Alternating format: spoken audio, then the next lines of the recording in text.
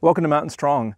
Today we've come back to Flattop Mountain, enjoying a really beautiful day here in Anchorage. It's a beautiful day approaching winter, and so we're losing daylight very quickly. I left really too late in the day for this hike, and I've come, and now it's getting pretty late, so I'm going to jump right into the psalm, and today we're going to have a look at Psalm 122.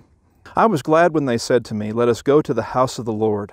Our feet have been standing within your gates, O Jerusalem.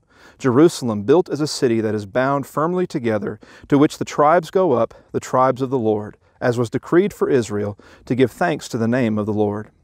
There thrones for judgment were set, the thrones of the house of David. Pray for the peace of Jerusalem. May they be secure who love you. Peace be within your walls, and security within your towers. For my brothers and companions' sake, I will say, peace be within you. For the sake of the house of the Lord, our God, I will seek your good.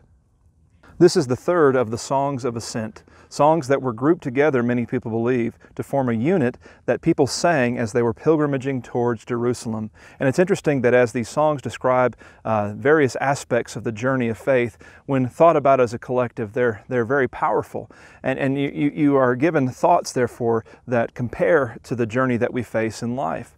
And as we reflect upon the thought of this psalm, I want us to pause and think about the fact that we are headed somewhere good.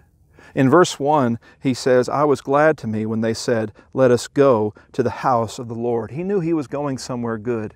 He knew that in the house of the Lord, where God's presence abided, there was something truly beautiful, amazing, majestic, and worthy of his time, focus, and effort. He was going somewhere special, and it made him glad. You know, sometimes we are not as glad as we should be about where we are going. We sing the song, "We're marching to Zion." We're headed somewhere really beautiful. We're headed through the heavenly fields, and we're going to walk the golden streets, as the song says.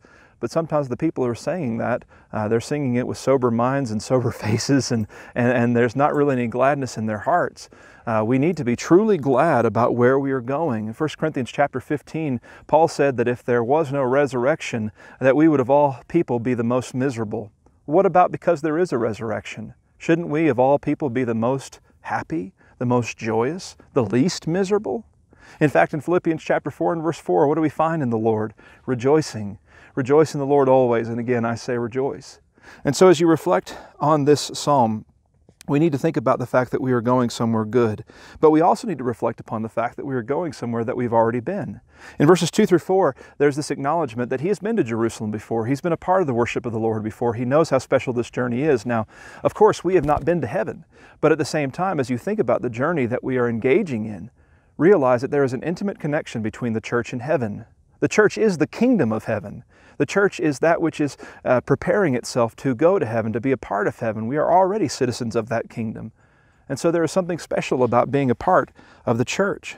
Because there's this great link between the church and heaven, and because the psalmist says there's this great link between where I'm going and where I've already been, I need to do a few things, a couple of things here. And I think that as we think about this psalm for ourselves, we do the very same things, or should. We ought to recognize authority. In verse 5, it says there, the thrones were set for judgment, the thrones of the house of David. Well, our King Jesus, Luke 1, 32 and 33, I believe it is, says that he sits upon the throne of David. He's reigning in authority, and whatever we do in word or deed, we ought to do in his authority and seeking his authority in all things. But I think the thrust of this psalm is really what the psalmist says next. The fact that he wants to pray for the peace of Jerusalem in verses 6 and 7. He wants Jerusalem to be secure. He wants Jerusalem to be secure for two things. He wants Jerusalem to be secure, one, because it is the house of God, verse 9. But verse 8, he wants it to be secure for his brothers and companions' sake. He wants there to be peace in Jerusalem because of others who are with him on the journey. And as we think about seeking good for God's kingdom, the church today, as we think about heading to heaven, and again, the intimate link between those two things, we ought to be continually seeking the peace of the kingdom.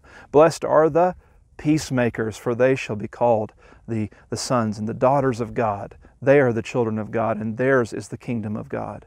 May God bless us to be people who realize where we're going and therefore are joyous.